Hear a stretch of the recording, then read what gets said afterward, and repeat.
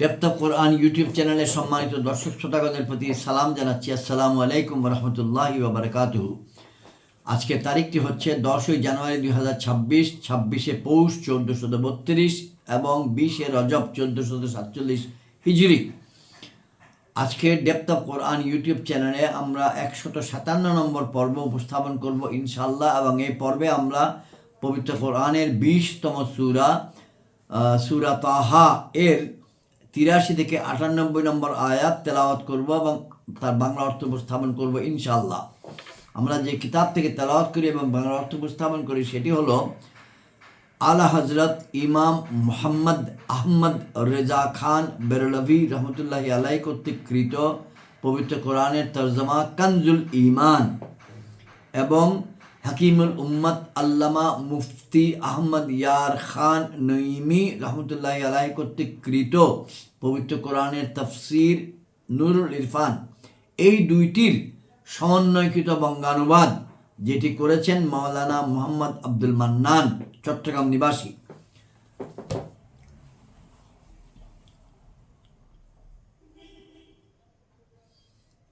আমরা 121 নম্বর পর্ব থেকে সূরা তাহা তেলাওয়াত এবং অর্থ উপস্থাপন শুরু করেছি। এখন আমরা 157 নম্বর পর্ব বলবো। এই পর্বের একটু আগে 156 নম্বর পর্বেই আমরা আবারও স্মরণ করাই দিয়েছি, রিমাইন্ডার, রিক্যাপিচুলেশন, স্মৃতিতে পুনরায় আনয়ন করেছি যে আল্লাহ রাব্বুল আলামিন মুসা আলাইহিস সালামকে কোথায় দাওয়াত দিয়েছিলেন, মুসা আলাইহিস সালাম ফেরাউনের কাছে গিয়েছিল, ফেরাউনের সঙ্গে তার ইন্টারাকশন কী হয়েছে। এখানেও আমরা এই কথাগুলো আরেকবার আলোচনা হবে আজকের এই পর্বে।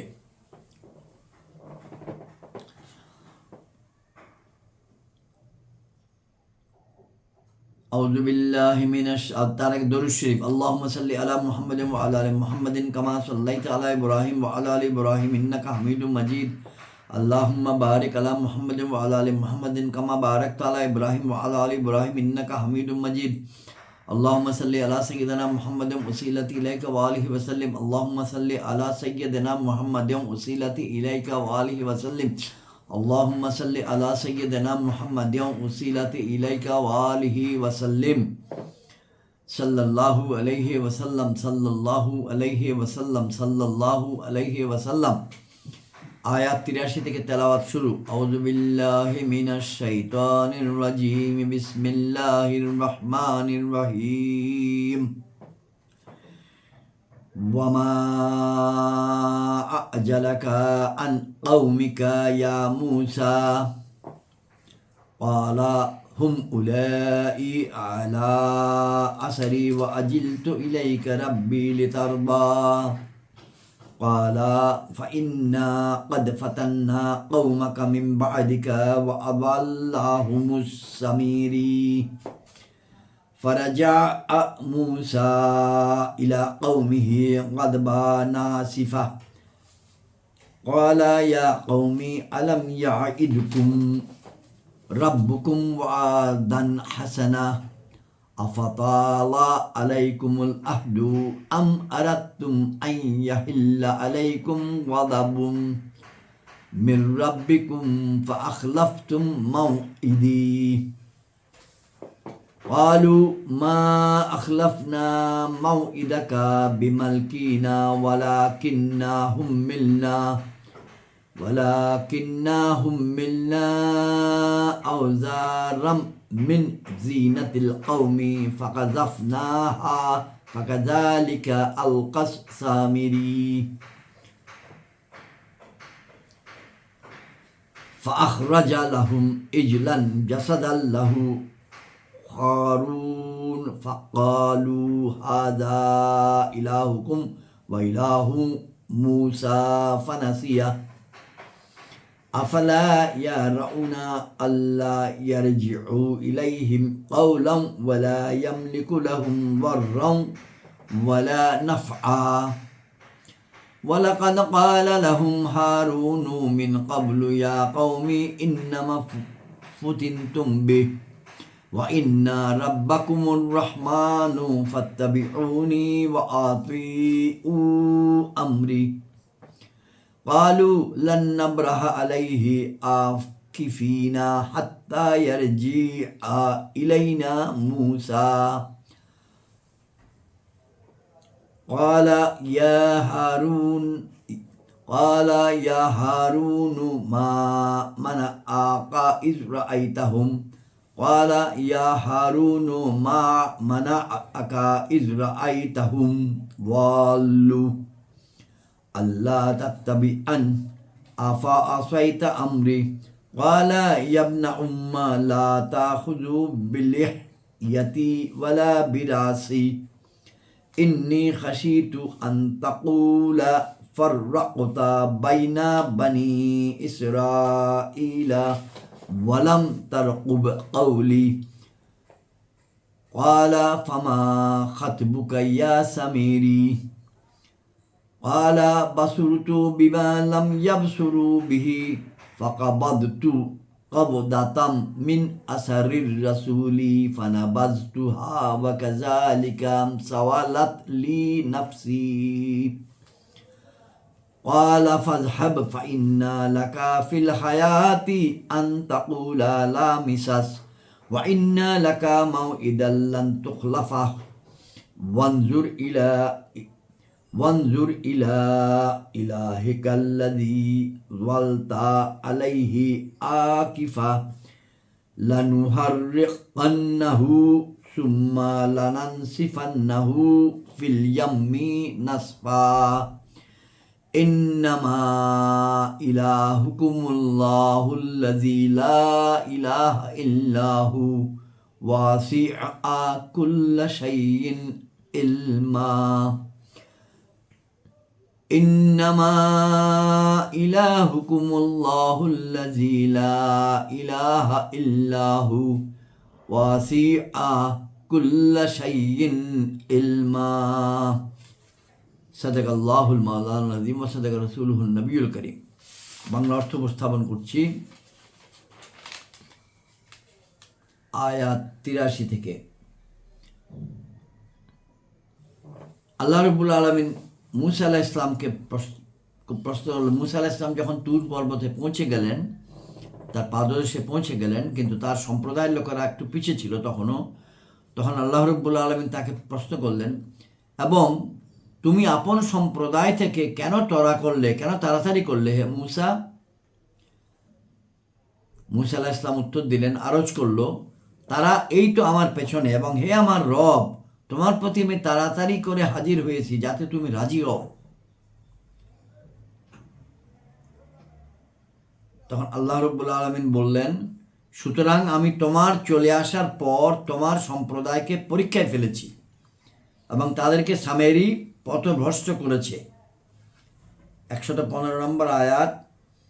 যেহেতু সামেরি ওইসব লোকের পথভ্রষ্টতার কারণ ছিল, সেহেতু তার দিকে গোমরাহ করার সম্পর্ক জুড়ে দিয়েছেন।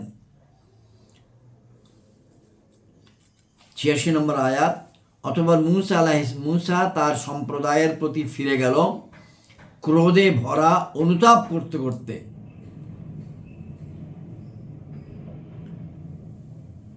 বলল, হে আমার সম্প্রদায়, অর্থাৎ মুসা আলাইহিস সালাম বলছেন তার সম্প্রদায়কে সম্বোধন করে, হে আমার সম্প্রদায়, তোমাদেরকে কি তোমাদের রব উত্তম প্রতিশ্রুতি দেননি? তবে কি তোমাদের উপর প্রতিশ্রুত কাল সুদীর্ঘ হয়ে অতিবাহিত হয়েছে? না তোমরা চেয়েছিলে যে তোমাদের উপর তোমাদের রবের ক্রোধ আপতিত হোক, যে কারণে তোমরা আমার প্রতি প্রদত্ত অঙ্গীকার ভঙ্গ করলে? এটা টিকায় বলা হচ্ছে, তাওরাত শরীফ প্রসঙ্গে 117 নম্বর টিকা, পৃষ্ঠা 844, যেখানে হাসানা অর্থাৎ তাওরাত শরীফে 1000 সূরা ছিল, প্রত্যেক সূরায় 1000 আয়াত ছিল, তাতে নূর ছিল, হেদায়েত ছিল এবং বনি ইসরায়েলের জন্য সম্মান ছিল। টিকা নম্বর 118, অর্থাৎ মুসা আলাইহিস সালাম বলছেন, আমি তোমাদের নিকট থেকে গিয়েছি কয়েকটা মাত্র দিন, শুধু 40টা দিন তুরে অবস্থান করলাম। এত অল্প সময়ের মধ্যে তোমরা তাওহীদ এর সবক ভুলে বসলে এবং শিরকের মধ্যে লিপ্ত হয়ে গেলে। কাজেই আমার ওফাতের পর তোমাদের অবস্থা কি হবে? কিংবা তোমরা হয়তো জেনে শুনে অপরাধ করেছ এবং আল্লাহর ক্রোধের উপযোগী হয়েছ।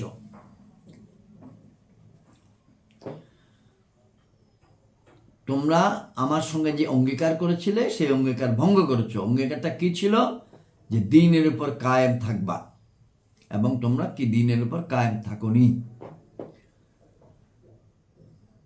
আয়াত 87, তারা বলল, অর্থাৎ সম্প্রদায়ের লোকেরা বলল মুসা আলাইহিস সালামের প্রতি সম্বোধন করে, আমরা আপনার অঙ্গীকার স্বেচ্ছায় ভঙ্গ করিনি, তবে আমাদের উপর কিছু বোঝা চাপিয়ে দেওয়া হয়েছে। এই সম্প্রদায়ের গয়নার তখন আমরা সেগুলো নিক্ষেপ করেছি, অতঃপর অনুরূপভাবে সামেরীয় নিক্ষেপ করল।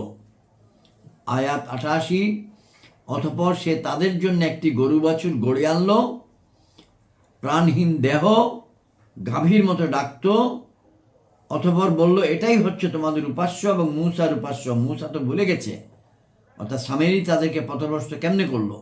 সে তাদের জন্য একটি গরু বাছুর গড়ে আনলো, প্রাণহীন দেহ, গাভীর মতো ডাকত, অতঃপর বলল এটাই হচ্ছে তোমাদের উপাস্য এবং মূসার উপাস্য। মূসা তো ভুলে গেছে।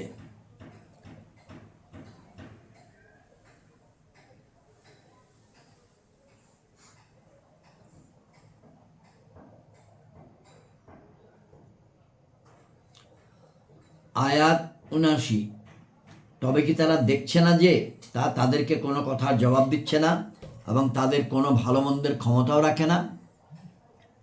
আয়াত 90, এবং নিশ্চয়ই তাদেরকে হারুন ইতপূর্বে বলেছিল, হে আমার সম্প্রদায়, এমনই যে তোমরা এর কারণে পরীক্ষায় পড়েছ, এবং নিঃসন্দেহে তোমাদের রব রহমান, পরম করুণাময়, সুতরাং আমার অনুসরণ করো এবং আমার নির্দেশ মান্য করো। সম্প্রদায়ের লোকেরা বলল, আমরা তো এর উপর আসন পেতে জমে থাকব যতক্ষণ না মূসা আমাদের নিকট ফিরে আসেন। মূসা আলাইহিস সালাম এসে বললেন, হে হারুন, তোমাকে কোন বিষয় নিবৃত রেখেছিল যখন তুমি তাদেরকে পথভ্রষ্ট হতে দেখেছিলে? যে আমার পশ্চাৎ অনুসরণ করতে, তবে কি তুমি আমার নির্দেশ মানলে না? মূসা আলাইহিস সালাম তার আপন ছোট ভাই হারুন আলাইহিস সালামকে প্রশ্ন করছেন, কৈফিয়ত চাচ্ছেন। তোমাকে কোন বিষয় নিবৃত রেখেছিল যখন তুমি তাদেরকে পথভ্রষ্ট হতে দেখেছিলে, যে আমার পশ্চাৎ অনুসরণ করতে তারা পিছপা হচ্ছিল, তবে কি তুমি আমার নির্দেশ মানলে না? হারুন আলাইহিস সালাম বলল, হে আমার সহোদর, না আমার দাড়ি ধরো না আমার মাথার চুল। ক্রোধান্বিত অবস্থায় মূসা আলাইহিস সালাম হারুন আলাইহিস সালামের দাড়ি ধরে ফেলেছিলেন। হে আমার সহোদর, না আমার দাড়ি ধরো না আমার মাথার চুল। আমি আশঙ্কা করেছিলাম যে তুমি বলবে তুমি বনি ইসরাইলের মধ্যে বিভেদ সৃষ্টি করেছ ও তুমি আমার কথার অপেক্ষা করলে না। মূসা বলল, এখন তোমার কি অবস্থা হে সামেরী? সামেরী বলল, আমি তাই দেখছি যে যা লোকেরা দেখেনি। অতঃপর আমি এক মুষ্টি ভরে নিলাম ফেরেশতার পদচিহ্ন থেকে, অতঃপর তা নিক্ষেপ করলাম এবং আমার মনে এটাই ভালো লেগেছে। 134, 135 এবং 134 টিকা 34, অর্থাৎ আমি হযরত জিবরাইল আলাইহিস সালামকে দেখেছি, কিংবা তার ঘটকির পায়ের মাটির প্রভাবও নিজের চোখে দেখেছি।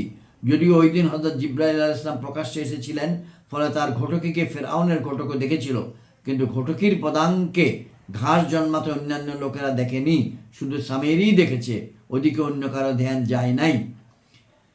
টিকা 135, যার ফলে গো বাছুরের মধ্যে প্রাণ সঞ্চারিত হয়ে গেল।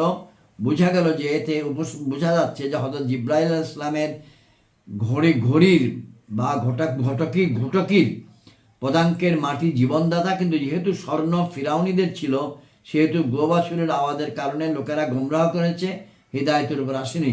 অনুরূপভাবে কুরআন ও হাদিস যখন বেদিনদের মুখ দিয়ে বের হয়, তখন এর কারণে মানুষ গোমরাহ হয়ে যাবে, হিদায়াতের উপর আসবে না।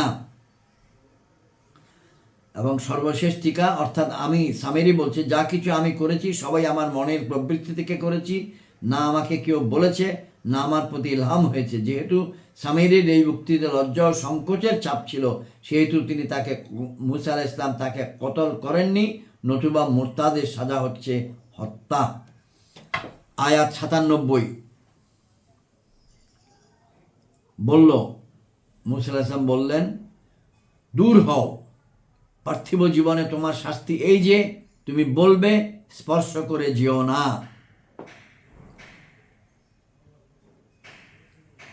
এবং নিঃসন্দেহে তোমার জন্য একটা প্রতিশ্রুত কাল রয়েছে, তোমার বেলায় যার ব্যতিক্রম হবে না।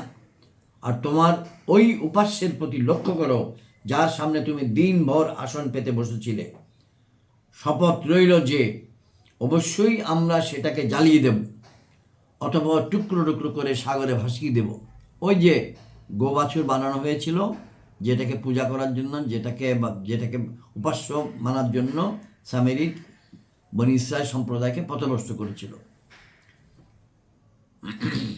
এবং সর্বশেষ আজকের আলোচনার আয়াত আমি তেলাওয়াত করছি আরবিতে, আবার পবিত্র কোরআনের আয়াতটি। ইন্নামা ইলাহুকুমুল্লাহুল্লাযী লা ইলাহা ইল্লাহু ওয়াসিআ কুল্লা শাইইন ইলমা। তোমাদের মাবুদ তো ওই আল্লাহই, যিনি ব্যতীত অন্য কারো ইবাদত নেই, প্রত্যেক কিছুকেই তার জ্ঞান পরিবেষ্টনকারী, প্রত্যেক কিছুকেই তার জ্ঞান পরিবেষ্টন করে রাখে। এই আয়াতটি অর্থাৎ তোমাদের মাবুদ তো ওই আল্লাহই, যিনি ব্যতীত অন্য কারো ইবাদত নেই, প্রত্যেক কিছুকেই তার জ্ঞান পরিবেষ্টনকারী, এটা কি মুসা আলাইহিস সালামের জবান থেকে বের হয়েছে না আল্লাহ রাব্বুল আলামিনের পক্ষ থেকে এসছে? সেটা কোরআনের অনুবাদকারীগণ বা তফসিরকারকগণ বা এই কানজুল ইমানের বঙ্গানুবাদ মাওলানা মান্নান মহোদয় যেটা লিখেছেন সেই টিকাতে বলা হচ্ছে যে এটা খুব সম্ভব এই কথাটা মুসা আলাইহিস সালামের। তবে এটাও সম্ভব যে এই আয়াতটি মহান আল্লাহ রাব্বুল আলামিনের বাণী আরববাসীদেরকে সম্বোধন করে। আজকের আলোচনা এখানে শেষ। আসসালামু আলাইকুম ওয়া রাহমাতুল্লাহি ওয়া বারাকাতুহু।